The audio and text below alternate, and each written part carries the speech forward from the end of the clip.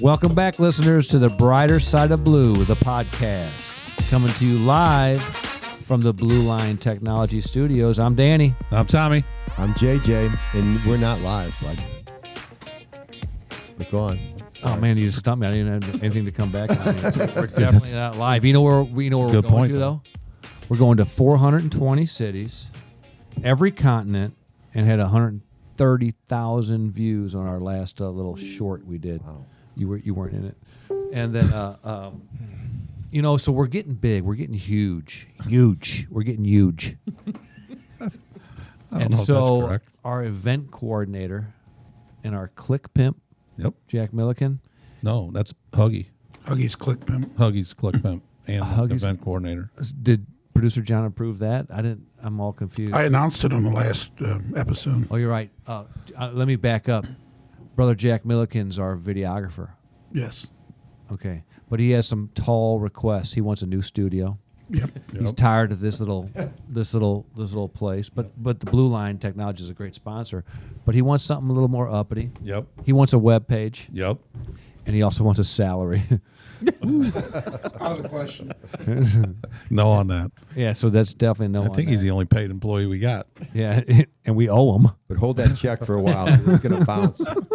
We owe him. Just put that check in your drawer for a while. Yeah, let us know when you need to cash that in, though. But Jack, how are we doing on the social media thing? Oh, we're killing it on social media. I mean, we're approaching almost 1,500 downloads on Chief Steve Dodge's episode.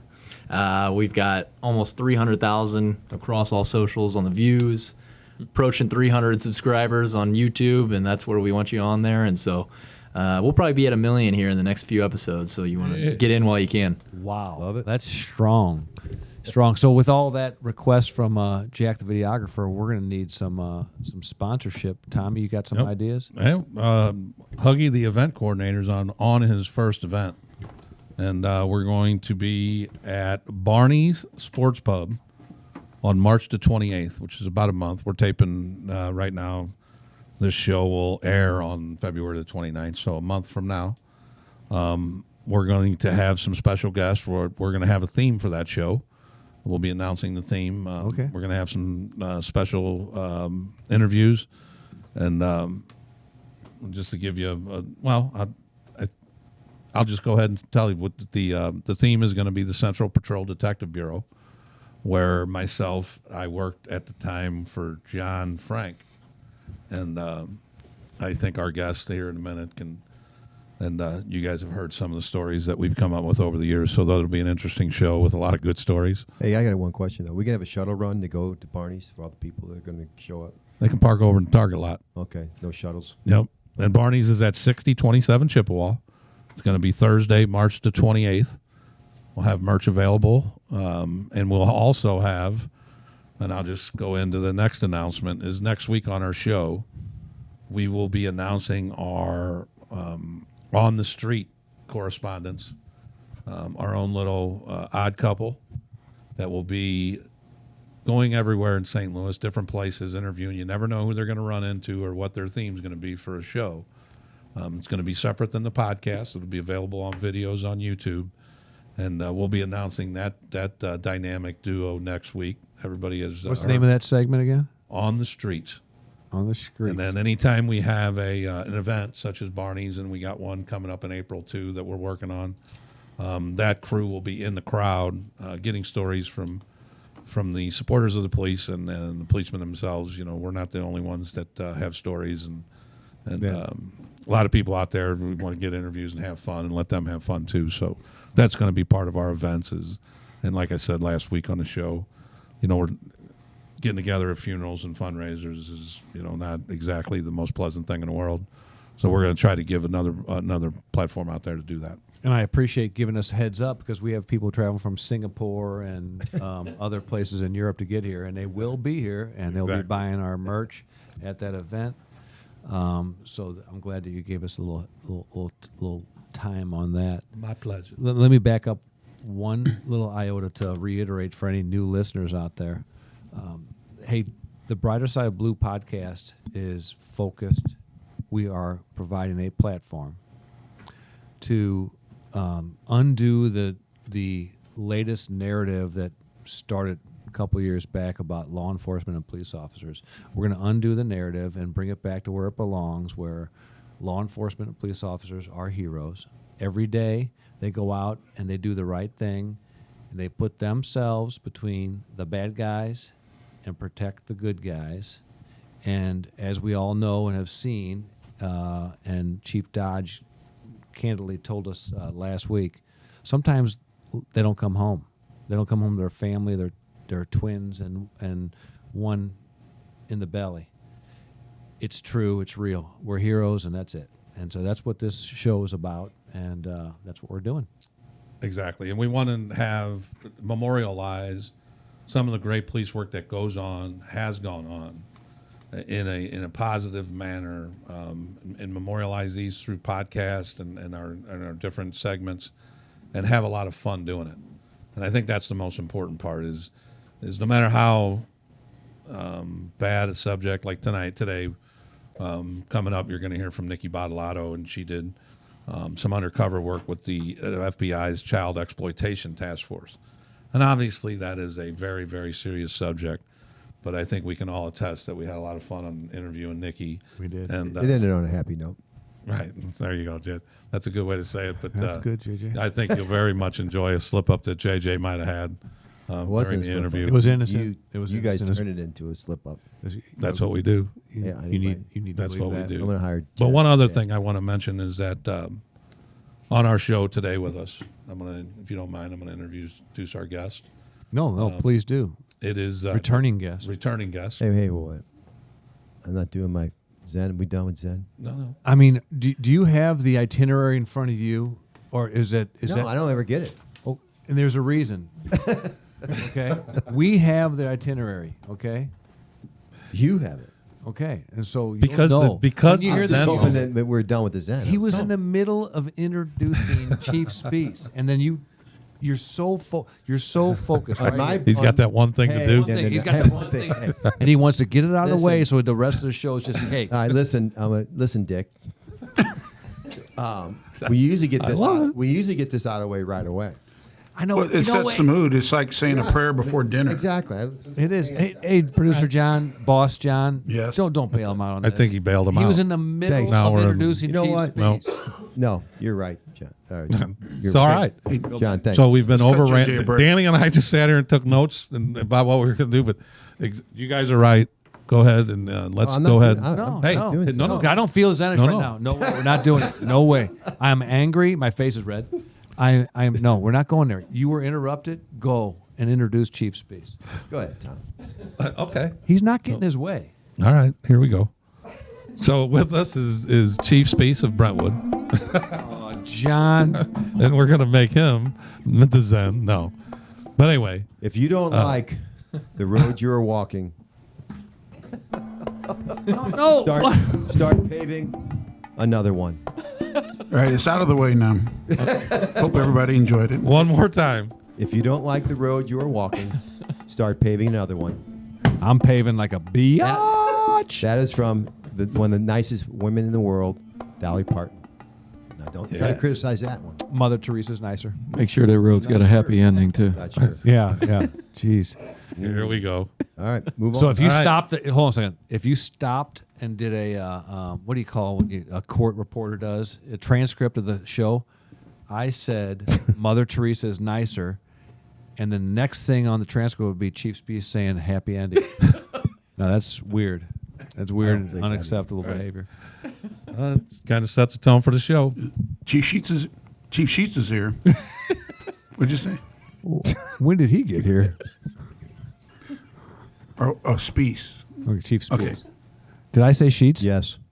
Did you? That's what I heard. This looks like sounds like a Comstat meeting from about 10 years ago at the police department. Oh my God. All right. So anyway, you just heard from him, but Chief Speece is here. Like you said, a returning guest. And Joe's been very instrumental in the ideas for this show. And he was behind it from the get-go because he thought that we could actually, he had confidence that we could build a platform that could make a difference in how policemen are viewed and have fun doing it. He knows us, and he knows that we're complete silly boneheads, but can maybe entertain a few people. But Joe, welcome back to the show, and just let us know how we're doing. Doing fantastic. I run into people pretty regularly now that listen to the show, and they walk up and shake hands. The latest was Tony Marinati. He walked up to me the other day, shook my hand, and said he really enjoys the show. Him and Sally both. Yep. The most recent episode, though, between Dodge and Cruz, I thought was really powerful. It's good stuff. Yeah. Appreciate it. And then one of the things that Joe has mentioned to us as a possible idea, we're going to start next week. And in his honor, we are going to spotlight one of his officers as the officer of the show. And we've told you at the beginning, we want to put out the positive stuff that policemen are doing on a daily basis.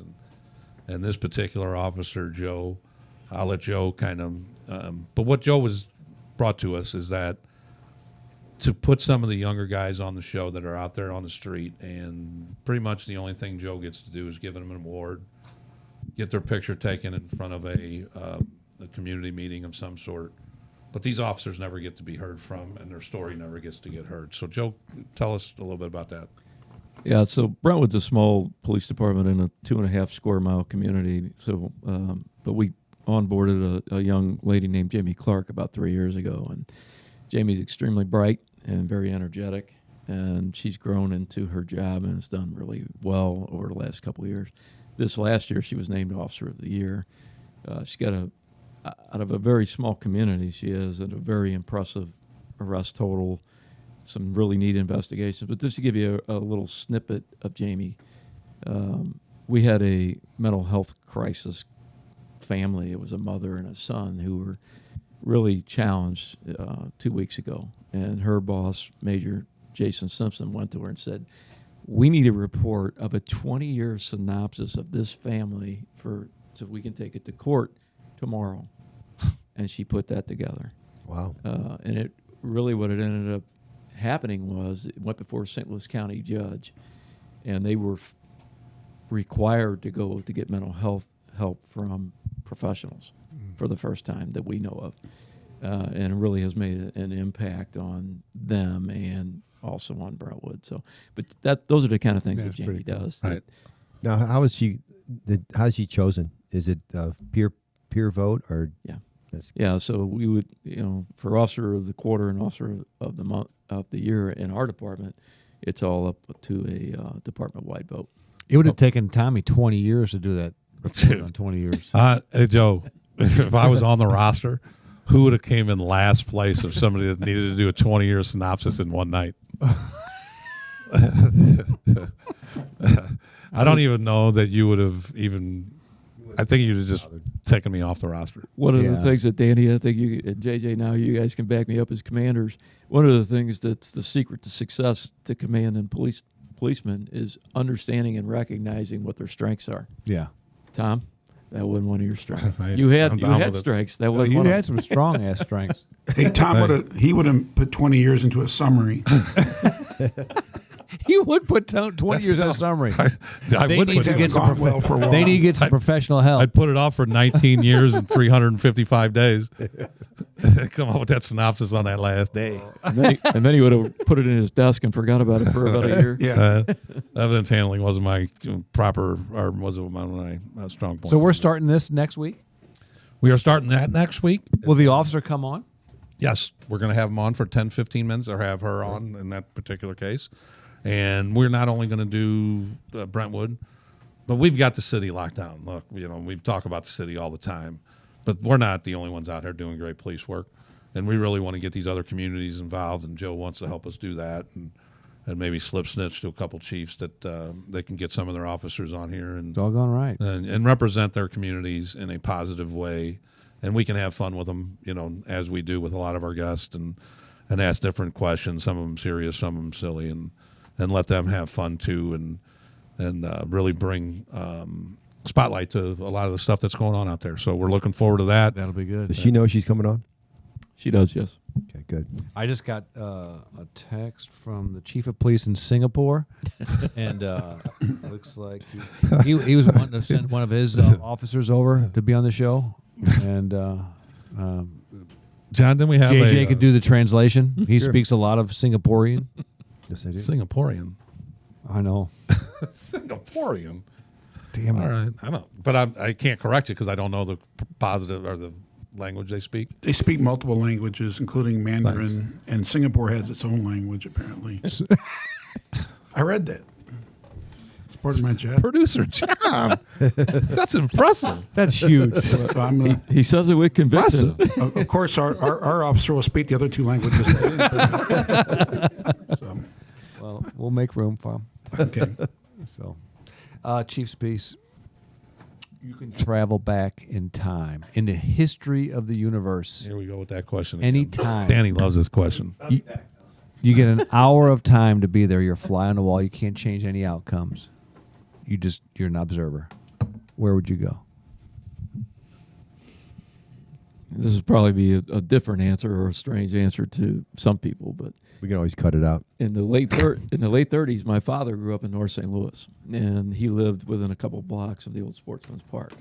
Oh. And him and his friends used to sneak in. They called them the knothole. My dad was part of that group of kids, little kid, youngins. The Knothole Gang. They would knothole gang into the park through the fence and watch the game.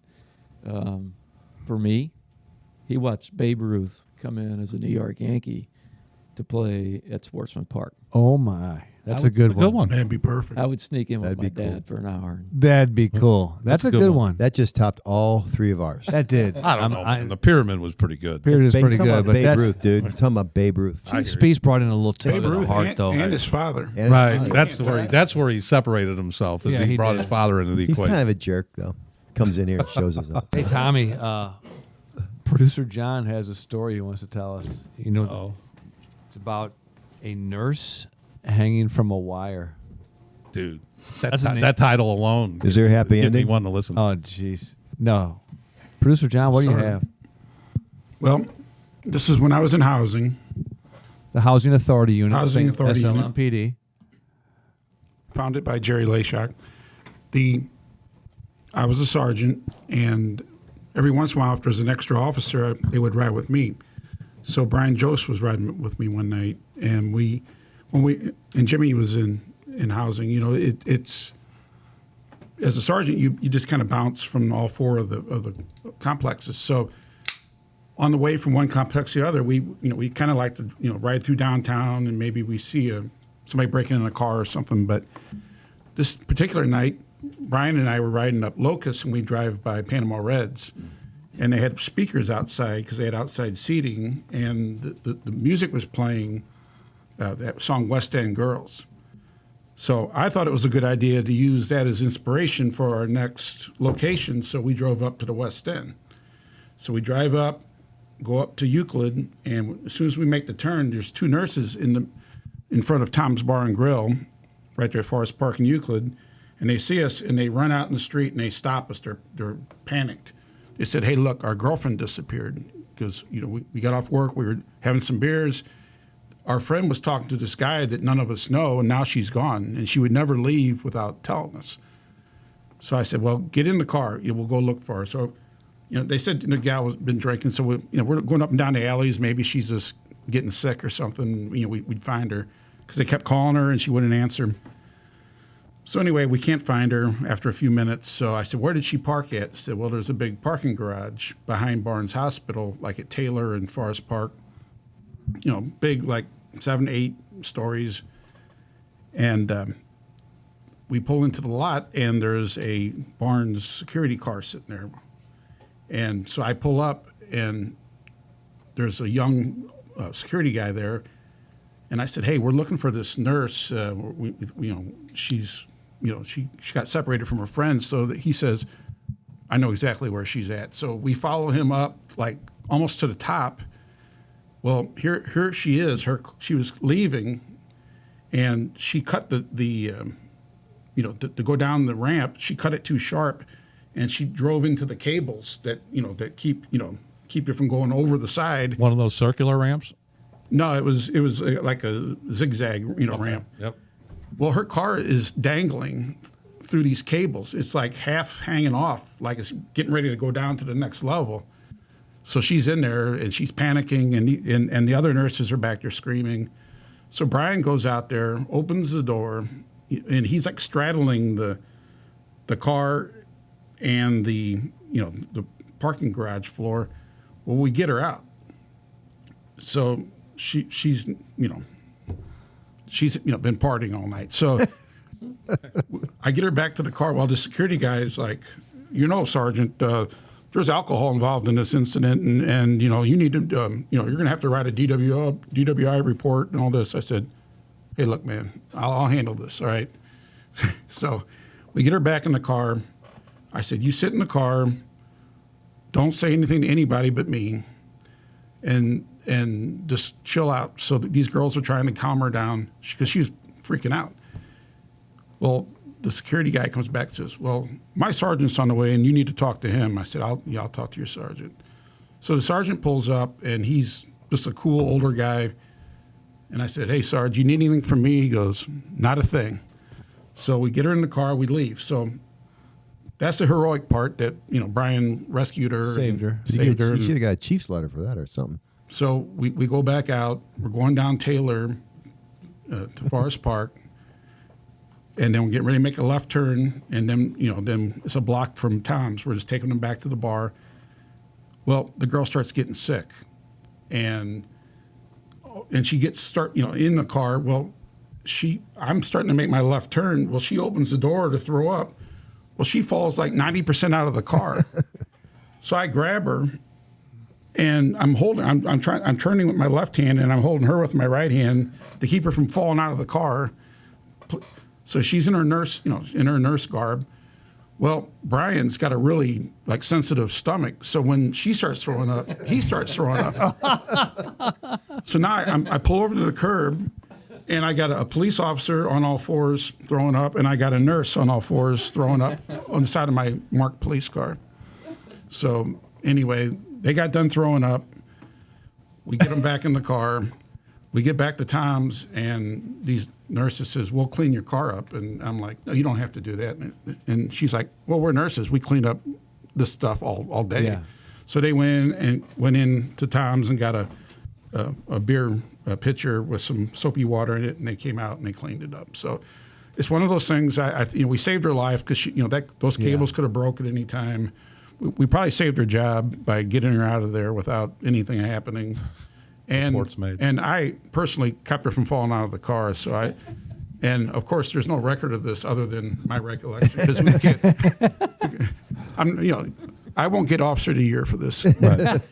You're not a known bullshitter. If I tell that story, they'd say, no, he didn't do that. Ain't going down. It was a nightmare while it was happening. Jost loved the story until the very end.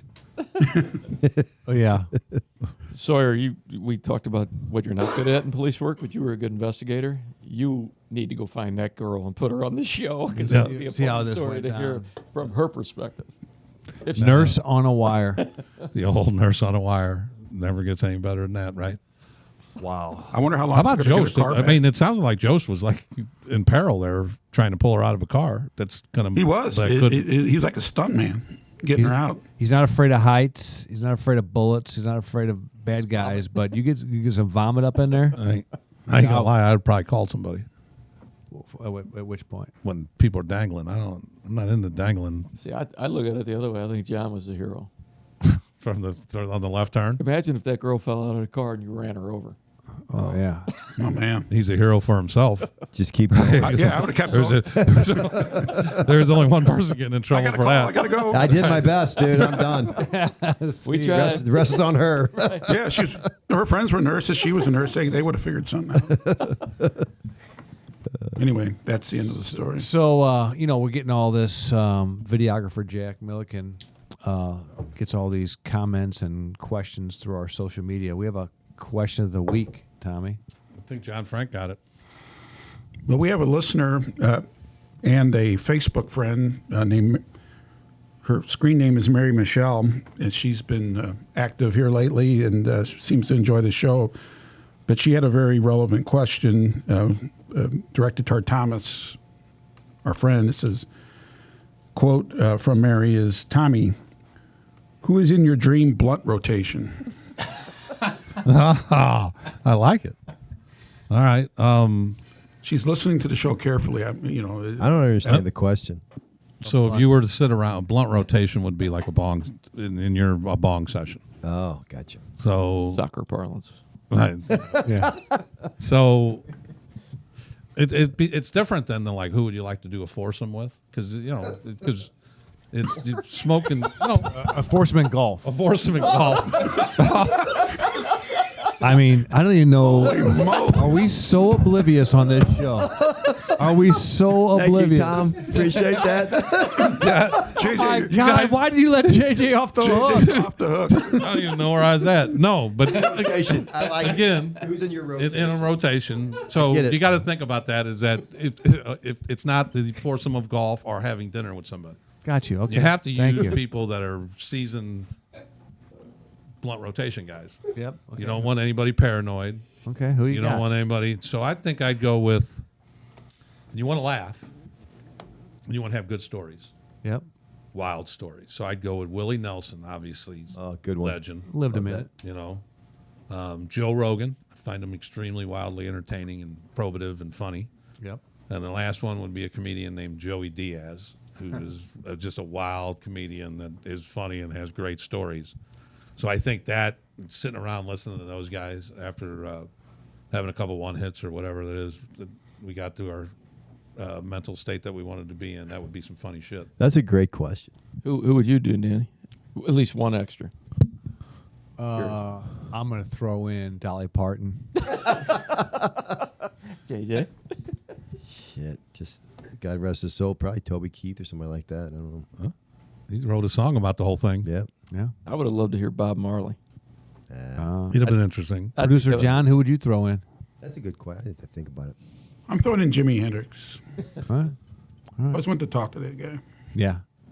Trip. Good question. I like that. Hey, and then now Mary Michelle or Mary, that's a start. If you guys want to throw questions our way, this will be fun. We'll answer them in whatever way we can. And, if you want to, whatever it is, so we want to be more interactive with you guys and have fun with it. And so what else you got, Danny? Well, what I have is we're going to quit this debauchery and move on to our guest tonight, which is a true hero, Nikki Badolato, Did a lot of good police work on FBI agent that did some tremendous police work, putting herself between the monsters and the bad guy and the good guys. Child exploitation cases with the FBI, and she is really a dynamic interview. It was very fun. It was a very serious conversation, but JJ had a flub, but I might have outdone it. yeah, you could have, and both of them unintentional flubs. But let's get on with Nikki. She's going to be. Everybody's going to really enjoy her interview. We appreciate you all guys listening, and I just want to add one thing. If you guys would like to sponsor any of our segments, we're not trying to kill anybody. All the segments you've heard with On the Street, and if it's a personal, we got smaller ones, and if you're a business, we've got different packages for our businesses and different lengths and different ways we present things. But if you would like to sponsor the show in any way, please email us, and we will get you some sponsor information. Again, you got the officer of the week, the officer of the show. Then you have our blue table or our blue line round table, and we will mention your names. And it's just a way for us to further this show, make it better. Keep our mission strong. And yes, we want and we joked with Jack earlier, but he does say that we do need to do some things to make the show even better, and we're down for it. And we appreciate all your guys' support. And sorry to be long-winded, but enjoy the interview with Nikki. It was a great time. Awesome. Peace. That's right. The robot Good word. moves like Jagger. Danny got moved. They got moves like Jagger. He got moved. He's off, but I can't see. I'm in a quagmire. Put him on, baby. Put him on. You look good. Make you look smarter. No, we need that Braille. Who said the Braille comment last week? No, we cut that segment out. Oh, you did? Yeah. Oh, my God. Thank goodness. Tommy, let's get started. Gonna be a good show. We got good a good interview. One. We got a good one today. Got a full house too. We got a full house. Sold out crowd. I'm Danny. I'm Tommy. I'm JJ. We have Nikki Badolato with us, former FBI agent. You know, the basis of this show, The Brighter Side of Blue, is a platform to talk about all the great things that law enforcement does on a daily basis. Well, for 32 years, Nikki put herself between innocent children being trafficked and put herself in the middle of it to solve it, to curtail it, There's not to a stop higher- it. That's one of the best functions of a police. I mean, that right Yeah. there is, you don't get any higher than that for good police No, work. it's a definition of a hero. Police officers put themselves in between you and the monsters on a daily basis, and Nikki did it for 32 years, highly efficiently. And some of the worst monsters there. Yeah, some of the worst monsters, child predators, and How long so you guys going to talk? You guys Yeah, gonna just talk? got to get it in there so we build it up a little bit. you introduce yourself. You said Tommy. Right. You're done. So and you did it well. Hey, I ran into a bunch of policemen the other day. I can't hear You know you. who Your was mic's not good. You know who was asking about you? Who? Nobody. This is getting bad, dude. You know who's asking about you? My barber. He ain't going to see me till we get 500 subscribers on YouTube. Okay. I like Hey, it. Nikki.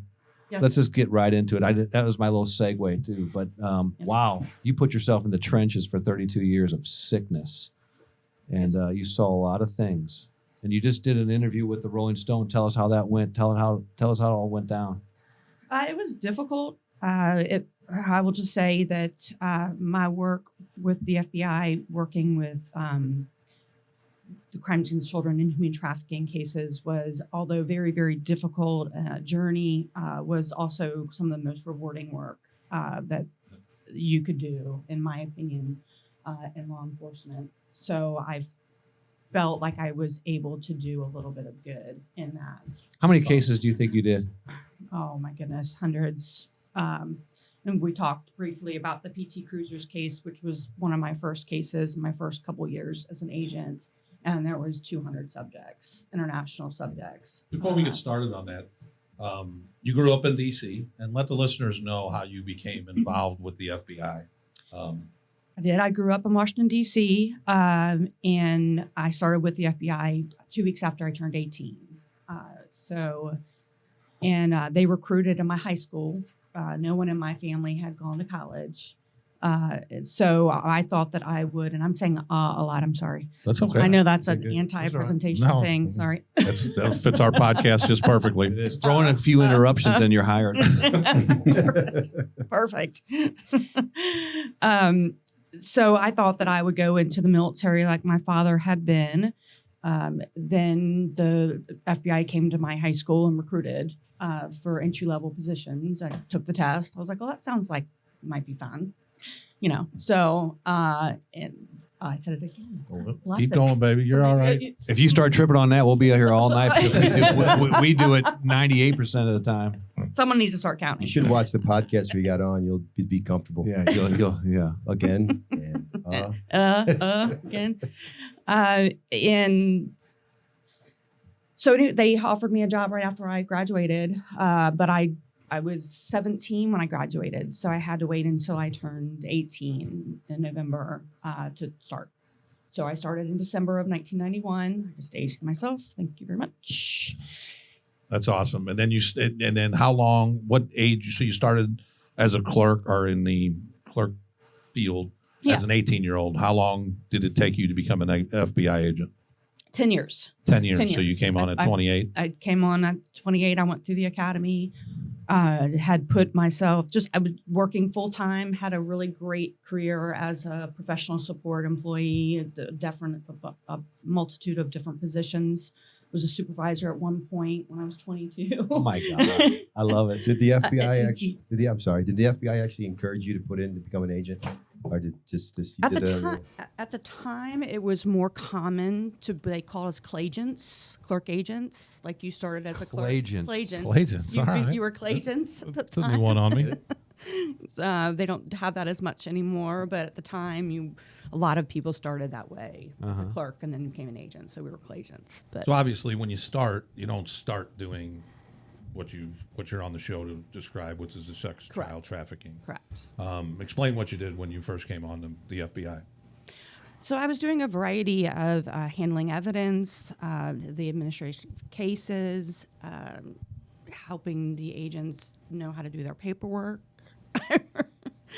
I remember going through the interview process. He could have used you. I'm very bad with paperwork. He's allergic to it. Over the years, yeah.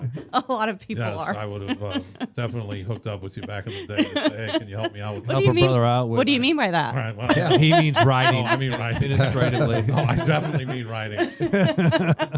I needed a support team. I have my hands full for sure, without a doubt. I bet. When I was in DC, my first 5 years, and after that I went to Pensacola and worked in the FBI office there for 5 years. But for the 5 years, my first 5 years with the Bureau in DC, that was when the Metropolitan Police shooting happened at the headquarters in DC. Oh, in DC. Yeah. Yes. And I was there, and it was agents that were on my squad that actually 2 agents got killed. One From your squad. Oh, wow. That's a hell of a start. So you've had you've had police funerals in your day. a few, yes, Yep. unfortunately. All of us have. Yep. So go ahead.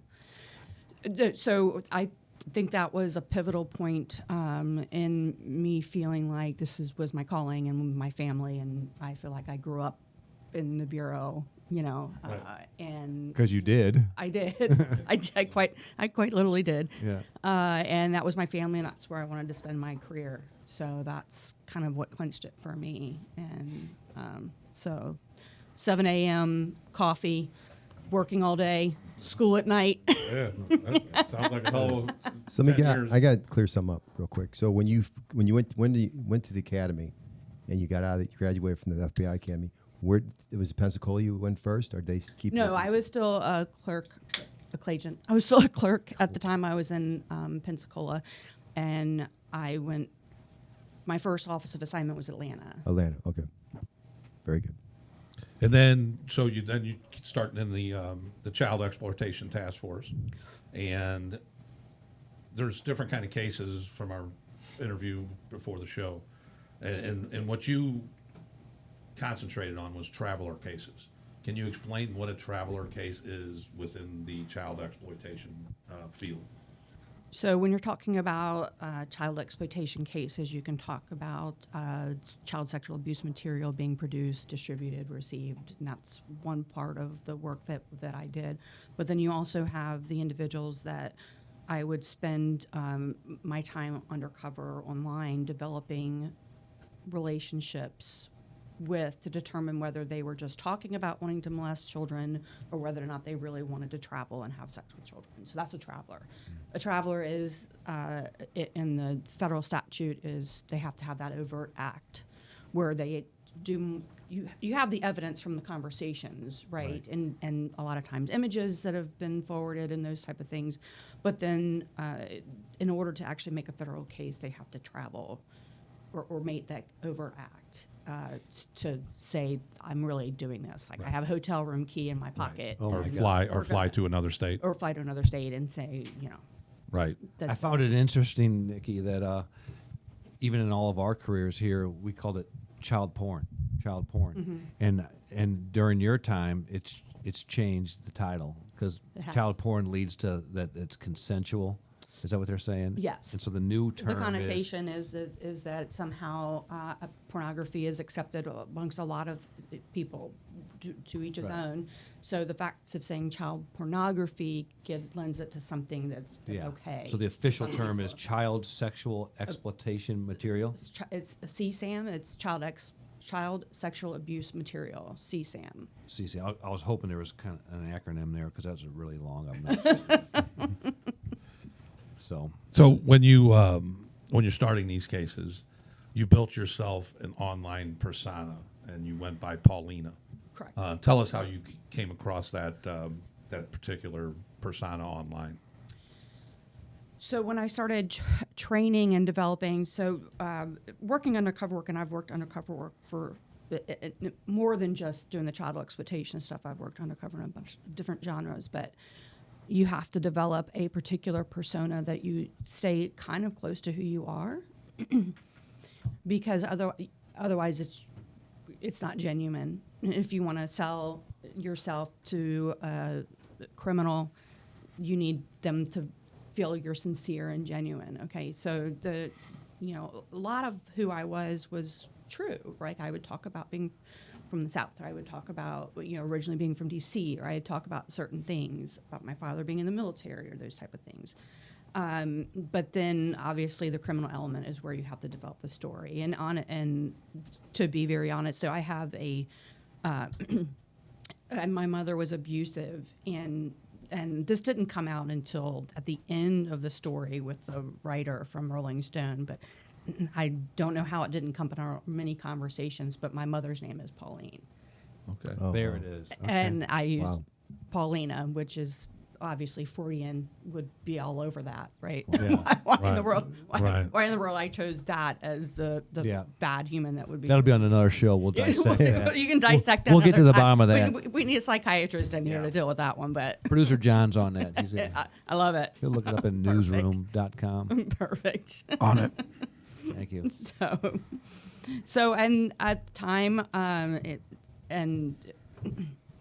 had a young daughter, my first child, and I had this persona, this niche that I developed, where there was a 3-year-old child, and which was not too far from my daughter's age, and so that just became this, like, it was like shooting fish in a barrel. Really? The people that came out of the woodwork. So explain how you would get online and what you a typical. I get all cases are different. Yeah, but typically. I know where you're going, and I was going to ask the same thing. Take us down a case in as much detail as you want to show the listeners how this goes down and how sick these people that you're chasing are. So at the time, 100 million years ago, when I started doing this, it was Yahoo groups. And so Yahoo groups, you'd have to sometimes be invited. And so you would start in one particular group. And so PT Cruisers was a Yahoo group. What's a yahoo.com or? Yes, like a chat group. So it was a chat group, and a lot of times it would be hundreds of members, and you would get into this, and the topic was very clear, as far as what you were going in there talking about. Preteen 100 cruisers. people in a chat group talking specifics about kids. Yes, And PT Cruisers, the PT standing for preteen, correct? correct, Yeah, correct. that's disturbing. And so a lot of times, what would happen is you would have these group chats, and then you would end up getting invited to talk to people and developing these individual relations, right? So it'd be like instant messaging. Right. So you'd say, whatever, Phil, Clint, John. DM Sorry. today. Instant message. Step out of the No group offense. and do a side IM. So you have the side I am, and then you start developing those relationships and determining whether or not people are. And to be very honest, and I talked about this before about the very first guy that showed up, Stephen Bolin, on my first Traveler case. I hoped he didn't show up, right? Like, you're hoping that you're having these conversations with these people, and they're not end up real. being the monsters that they're saying they are online. I'm also realizing that I talk a lot with my hands. That's So do fine. I. That's fine. Kind of like the Traveler, this first guy. We just in the Southside Rapists, they kind of start out slow, and they build up to it. So that's kind of, I'm guessing that's kind of how it is for you too. They didn't really probably travel before, right? Or could have, but they kind of get in the courage, and you probably brought them up until you got to the point. Well, yeah, I'm going to travel. Well, you have to. There was a range of time that it took to talk to these individuals to get them to the point where, are you really just having this ridiculously sick Conversation. fantasy, Yeah, yeah. or are you really actually saying, like, I'm going to, either it's this fictitious child of yours that I'm going to travel to have sex with, or a real one, right? You're trying to navigate that through the course of an undercover operation. Stephen Bolin, my first traveler that showed up, my first arrest, actually was within weeks Really? of our first conversation. Wow. Really? It was within weeks. Did you have conversations with some that you had to let off the hook because they were just exploring. they were fantasy. just sick bastards? Oh, but yeah. okay. 100%, absolutely. And then you're like, okay, well, he's sick, but he's not. As far as I could vet, he's not actually going to make that actual overt act, that move to Got you. And to, so you- to you go cut- get a kid, you and cut then the you bait. and then you move on to determining and vetting whether or not there are other ones that you're speaking to. So it's definitely a vetting process. Okay. My longest, well, not my longest one, but my one that ended up going to the Supreme Court was Dan Haas.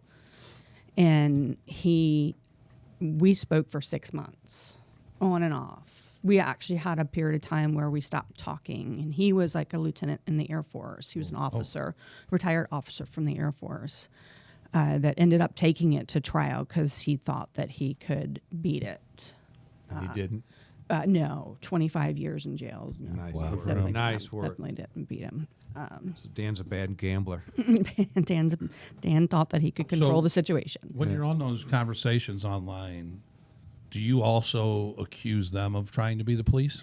You know, where they're trying to fill you out, do you also feel them out as saying, you know, are you trying to set me up? Of course. Okay. Yeah, and that's one of the interesting things about undercover work is that they feel like you're supposed to have not to be able to lie to them as an law Yeah, enforcement no. officer. Oh, you have to tell me that you're a cop. I'm like, okay. Right. Yeah. Yeah, no. No, I remember those days. Yeah, you were in vice All right. back in the day. You have to tell me they're police. I go, okay, well, I'm not. I'm asking you if you're a cop, and if you lie to me, then you know. Yeah, and I got I that. had that so many times. Right. It's hilarious. Now, and just to clear it up, so you would be offering in the Paulina role, you would be offering your young daughter to travelers that would want to have sex with her. Right. That was the goal. So at least. my persona was that I had an abusive mother, and that my stepfather was the only person that had been good to me. However, he had a sexual relationship with me. So my story was that's why I believed in this lifestyle, was because that he had been the only person that had actually taken care of me and been kind to me. Right. And so it was his way of showing love. So that was my persona in this, and which, So you never offered up money. Money was never in the equation. no, Really? Oh, so money's not in the equation in this usually? no. Oh, wow. And the FBI used to have a protocol that would allow you as an undercover agent to send a picture of your own actual daughter. During that time, yes. And then now since Then then now that's it's not. stopped. Correct. Yeah, because that. And did you send one of your own But you didn't. blurred out face? No, it was like a side Angled picture shots. of her and her crazy blonde curls. Yeah. And like a, Danny did- obviously clothed, just like her, like playing or something like that. Right. But just to show that there was a real child involved. JJ, what are you going to say? I was going to say, Tom, he didn't read the pre-thing, or prep. That was in the prep, the article you sent us. Oh, yeah. You didn't read the Don't article? look at me. Don't look at me like I called you out. No, I read the article, but I just, but a lot of our listeners can't read.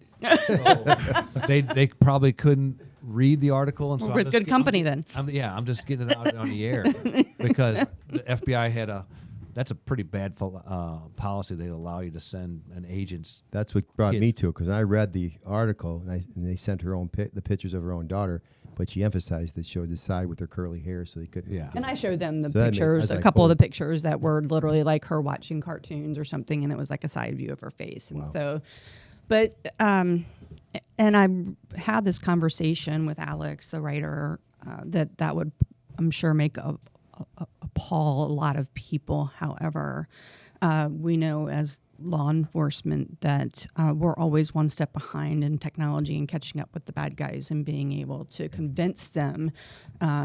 That was one of the reasons that I was able to convince them, one of the ways I was able to convince them that there was a real child. And that was important in the prosecution of cases because they couldn't say that they had never seen a child or seen the child's picture Gotcha. or that, right? So they can't go up in court and say, oh, well, we had no idea. She never, here was this Gotcha. picture of this child that you showed up to the mall with a room key to have sex with. Okay. In all the cases you did, money was never the trigger. No. That's amazing. I had no idea of that. I thought it was a for-profit industry. Yeah, so did I. Oh, I think it is now. Oh, It is okay. now. But then we're talking about 100 years ago. So So to get to the Bolin case, let's just finish that off because that was the case that was featured in the Rolling Stones. But and we'll get into the PT Cruiser case too. But so where is he from, Bolin, at the time? Atlanta. And where were you at? Atlanta. So the traveler. So now differently from going to state and getting on a plane. So it's not all that easy to prove. What did he do as an overt act to get himself arrested? The nexus for being a traveler case for it to become federal is the use of interstate transport, like so basically a computer, a cell phone. Okay. That immediately makes it a federal case. So he was a traveler in Atlanta, and we were both in Atlanta. He's still a Right. traveler. I mean, I had travelers from Canada. I had travelers from Florida. I had They travelers. would actually but, get on the but plane and the fly to get arrested. traveler is basically right. Yeah, Where Bolin was a little different. He showed up to a mall, if I'm not mistaken, correct. and that was the overt act Correct. that you guys needed to Correct. arrest He him. showed up at the mall with a room key in his pocket, and And he had told you that he was going to get a hotel room to have sex with your daughter. yes. That is some sick stuff, man. Then I had a stroller set up as a prop. That's. I used to keep. Well, hold on a second. A stroller is a prop. Your daughter was 4, right? She was 3 and stopped punching holes in my story. It worked. Oh, it did work. Okay, yeah. Well, I'm gonna have to ask you. I'm gonna have to all that ask you matters. right now because Saying, Right. we're feeling. A I little realized uneasy. that if he had I- been thinking a I- little more clearly, Are you undercover right now, looking at us? You have to tell us, otherwise you can't prosecute us. No defense attorney on this show. It worked. It worked. Shut up. My 3-year-old couldn't walk, so. So the next case that was very interesting was your PT Cruiser case, Yeah. and right, again PT standing for Preteen, cruising. and just give us a little background on that and how many people went to jail and from where. That was within my first 2 years. It was my first big group case. I had 2 big group cases, but that was my first one. And I infiltrated a group that was online in this PT Cruiser's Yahoo group chat. And the leader of the group actually had documents telling you how to tell if it was law enforcement. Like he would produce documents within the group that would say these are the things you should or should not do to get caught, not caught, whatever. And I ended up developing a relationship with several members. How about him? Did you get a relationship with him? I did. I ended up Well, taking Did he go to jail? Yes, he did. Good. Schmuck. Didn't know his shit, did he? I thought it was actually quite funny that he was the one that was in charge of the group. Though. Right. Go ahead, get the flow going. Quit interrupting. We got. Shut up. I'm gonna hear this. So it ended up being a situation where you're identifying these individuals through IP addresses, obviously. So you're getting their chat names and you're identifying through this series of subpoenas. It's all very boring background stuff, but that's how you're identifying who is in Australia, who's in Germany, who's in London, who's on various states in the U.S. And then I sent out leads to all of these different countries and offices and said, this is the evidence I have on this package of evidence I have on this individual. And so then they would go forward and build cases on them. Yep. Get the old information in the packet Mm-hmm. case. How many people went to jail out of the PT Cruiser Yahoo group? It was over 100. What's the average length of sentencing for a PT Cruiser or any of these people that you arrested? So it's different if you're talking about production of child pornography, CSAM, or a traveler. So like my traveler, a couple of the cases that I went to trial were over 20 years. Good. Now, is there a difference between like ages at that? No matter the Yes. No, crime. it is. 3-year-olds are different than 10-year-olds. Yes. Okay. Because you talk about the federal sentencing guidelines, Okay. right? And so for everything from how many images they would have would take you to a different level in the sentencing guidelines. If you talked about a child under the age of 12, then it had a different sentencing guidelines, right? So it's all the calculation of what their sentence would be as part of that case. And the Bolin thing's got to be like the sickest of the. That's the highest standard of, or the highest you Right. could probably get. Right. Well, and the fact that his wife showed up, and she was the only wife out of all of the cases I've had that showed up to sentencing with a picture of her children. She had a 3-year-old and she was pregnant at the time. And she showed up with a picture of her children and said, spoke at the sentencing about him needing to get the harshest sentence possible. Wow. That she had no idea her child was too young to know whether or not he had done anything to their own child. Wow, how devastating. So all of the other ones, like you said, she was the only one. All the other ones stood up for their husband or Just stuck significant their other. head in the, yeah. Same. Or just ignore. Stick their head in the sand. Ostrich. Just yeah. Well, Which is That's pretty common, I'm guessing. very, very common.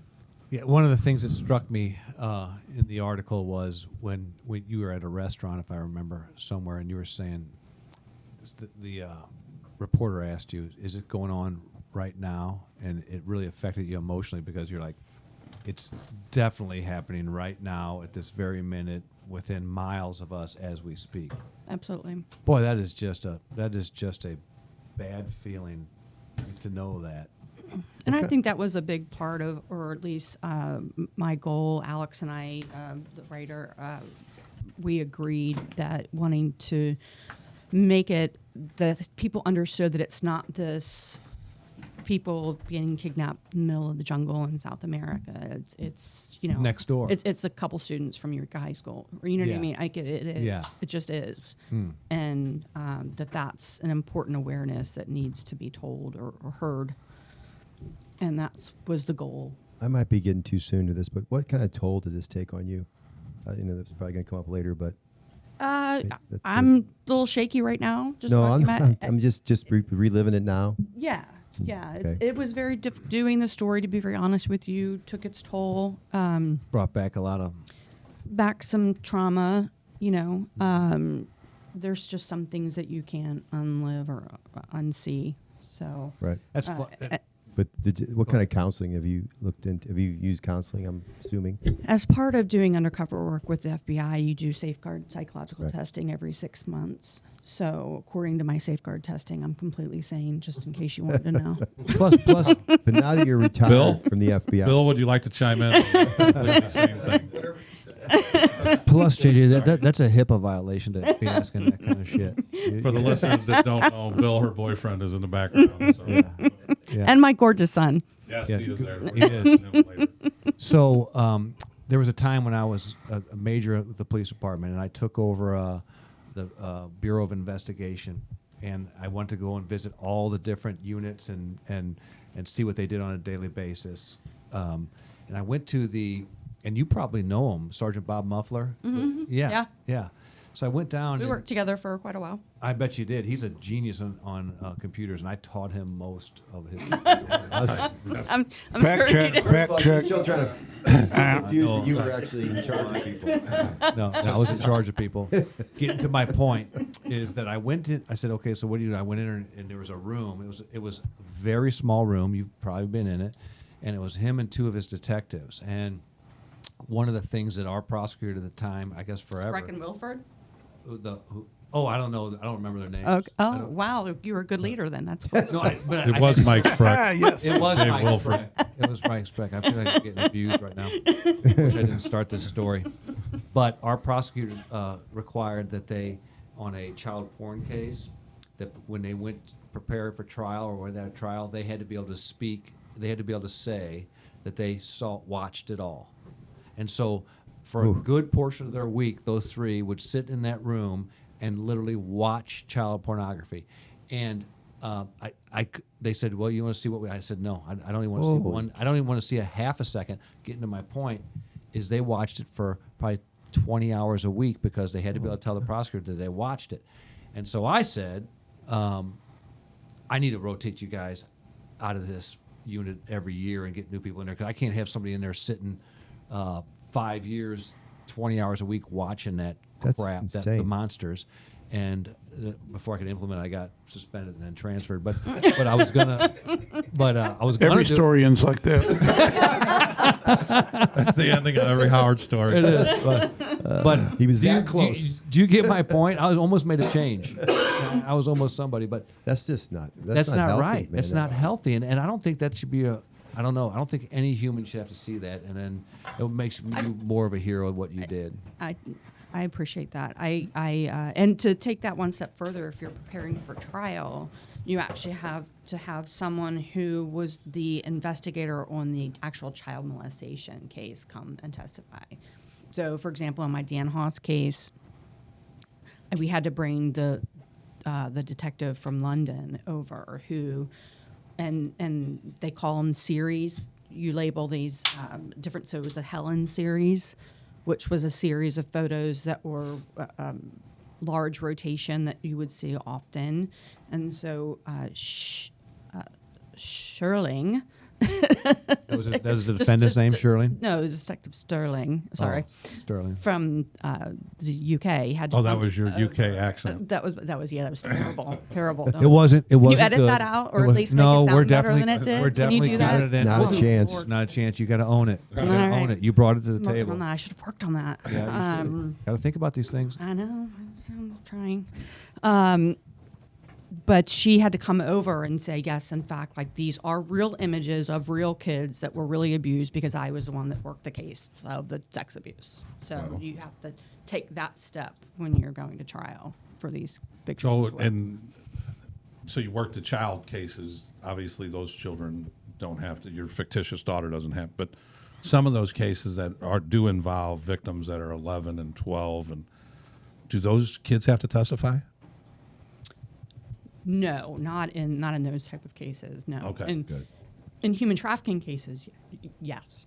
And is that hard? I would imagine is there a team that works with these kids that are professionals at it?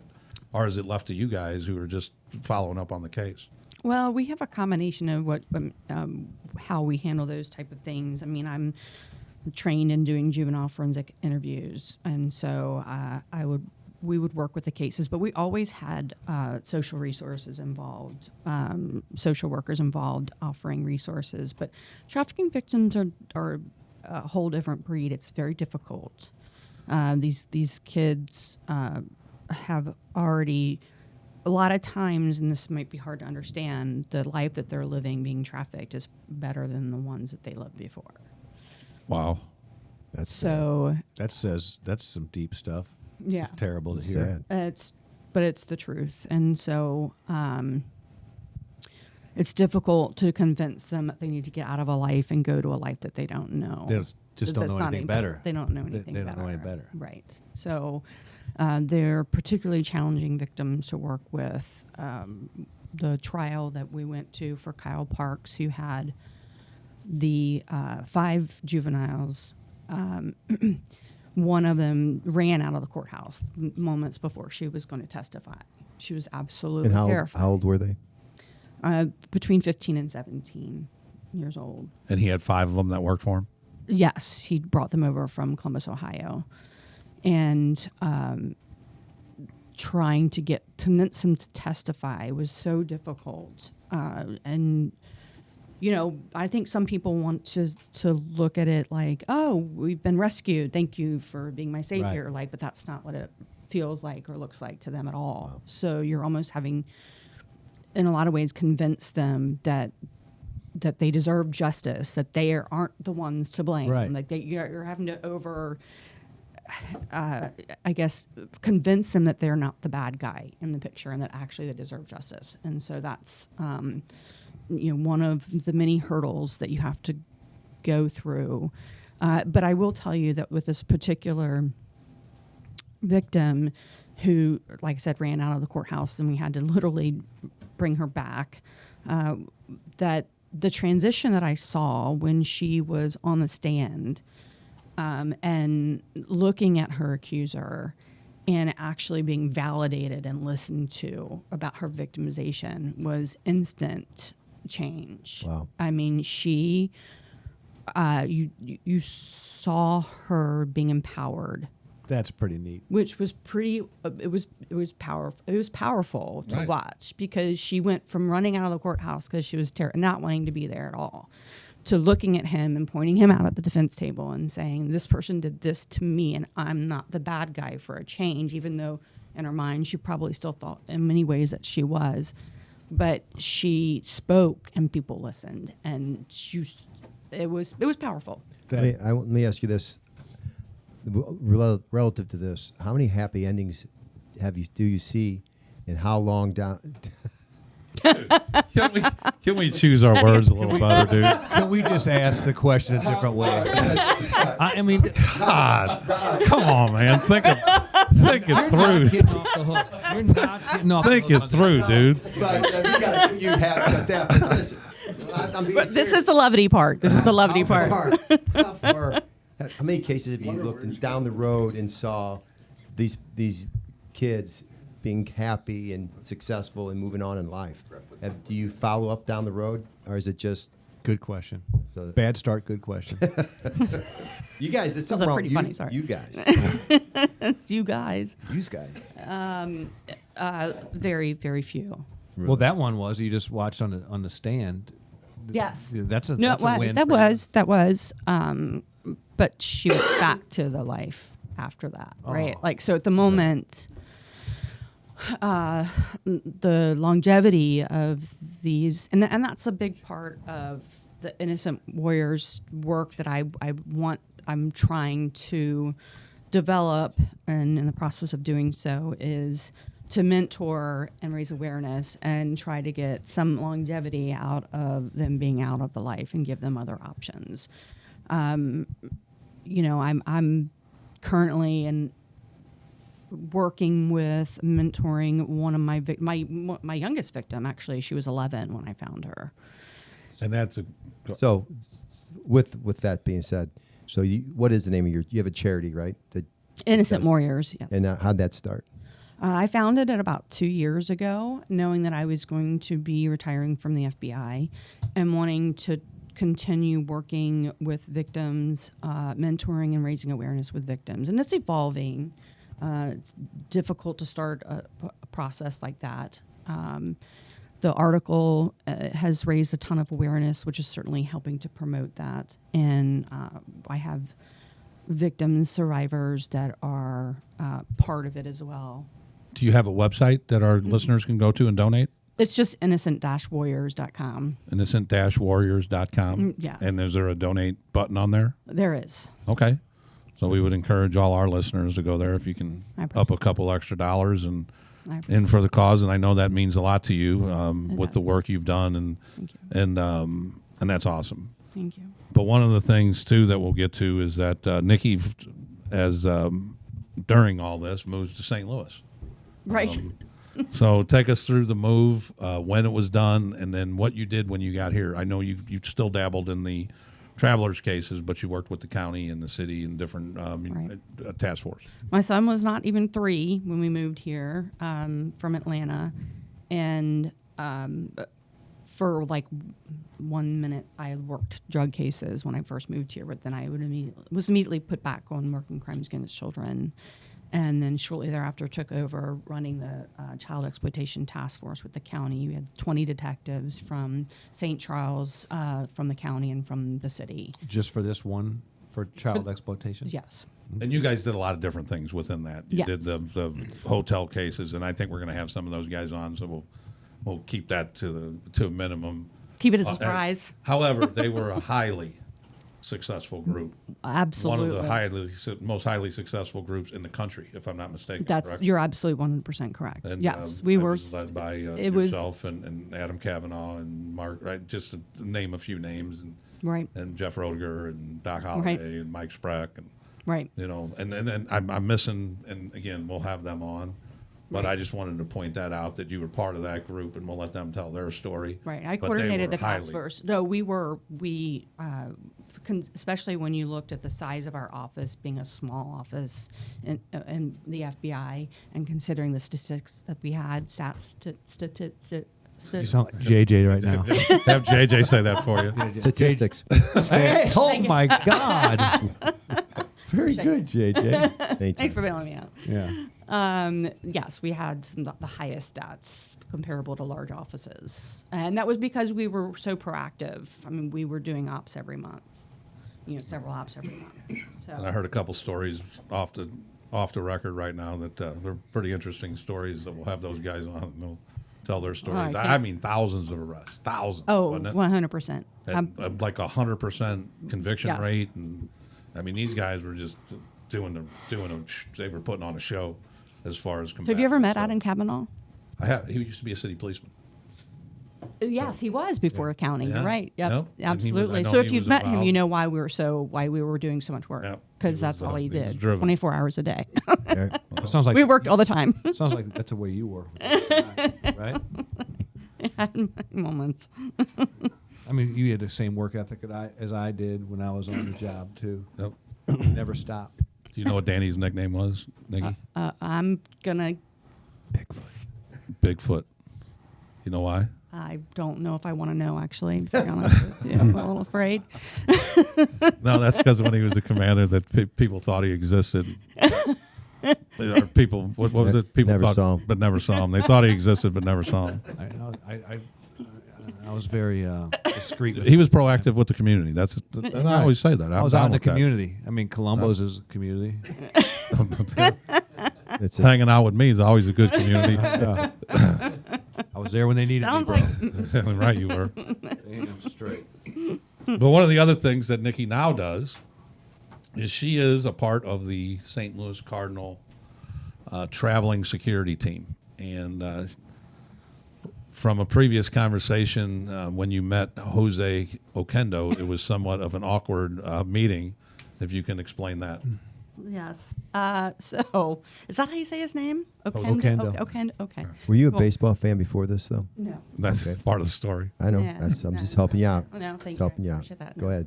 Yeah, not at all. So so this is the third season that MLB changed the policy that they required every team to have travel security, their own travel security. And some teams already had it in place. The Cardinals did not. So, 3 seasons ago, they had to bring us on. And so Jerry Lashock, myself, and a couple other agents became their first travel security team. And knew nothing, like I said, about baseball. So, which I think is a good thing because I didn't go in there with like big old like stars. You Yeah. know, like, oh my God, that is. Albert Pujols. Yeah. Right, whoever. Why'd you bail her out? I want her to come up with one. Why did you bail her out right there?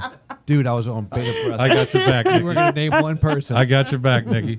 I appreciate you very much. Thank you. So, and I was the first female to do that job as well. So, which makes the some of the clubhouse employees a little uncomfortable, to be very honest with you. So I walk around a lot like this. Yeah. Through the club. Blinders on. Through the clubhouse, I don't see Pujols with his shirt off. I don't see it. Yeah. I'm looking this way. Yeah, right. My boyfriend's in the room. He'd look. So it was my Don't worry about that. So we would go. My job obviously is the security of everything in transit, from traveling from St. Louis to wherever series we're going to, and then making sure the clubhouse is safe and there's no issues with the families and all of that. So just kind of a lot of walking and moving parts going on. But every once in a while I would go and pop in and out of the clubhouse. And so I was in there, and this was one of my first trips. And people were interested in me. They're like, oh, so you're an FBI agent. So we'd have the conversation sitting around, whatever. And so I'm sitting there having this conversation with, this small gentleman. And and I don't know. And so we're having this conversation, and he's asking about me. And I said, so what is it that you do for the clubhouse? Which seemed like a fair question. I think it's fair. It's fair. And he says, well, I'm retired. I just come back and help coach every once in a while, and I do different coaching for different teams and all this stuff. And so You crushed his ego. Yeah. I think he actually From the He's a very nice. from the secret weapon to the clubhouse assistant. Yeah. And so afterwards, I find out who he is. And so the next time I see him, I'm like, I'm so sorry. I apologize. Like when I said I know nothing about baseball, I was legitimately being very honest. I know nothing about baseball. And he said, I thought it was hilarious. I thought you were going to throw me out of the clubhouse because you. FBI I was a little worried. I was a little worried that you were going to throw me out of the clubhouse and tell me I'm not allowed to be here. He felt better when you didn't know Albert Pujols too, though. Oh my goodness. And Nikki actually brought us, sent us some pictures that we'll put up for this segment of some of the pictures you've taken of the Cardinals over the years. Or Yeah, a couple years. one of Albert Pujols and that on the screen. But That was interesting about Albert. So I was, my first season was his last season with the team. And so I actually was the travel security specialist for his 700 ball. Yeah. So you had to protect the ball? I actually did have to get the ball and meet the kiddo who I have a picture of that caught the ball and try to convince so him. you bring him down and then the negotiation Bring him down start. and try to negotiate There whether you he go. wants to give the ball to Pujols or whatever. And he did not end up wanting to do that. He got on the phone with his family very quickly, and they were like, no. Good. Here's a little tidbit. My cousin, first cousin, caught McGuire's 63rd home run that season. He was the first one to keep the ball, and they were mad. And he ended up having to they sold it in an auction up in New York after the season. How much? $50,000. That's not bad because you would have thought 64 would have made 63 irrelevant. Right. There's no math or any logic to that statement.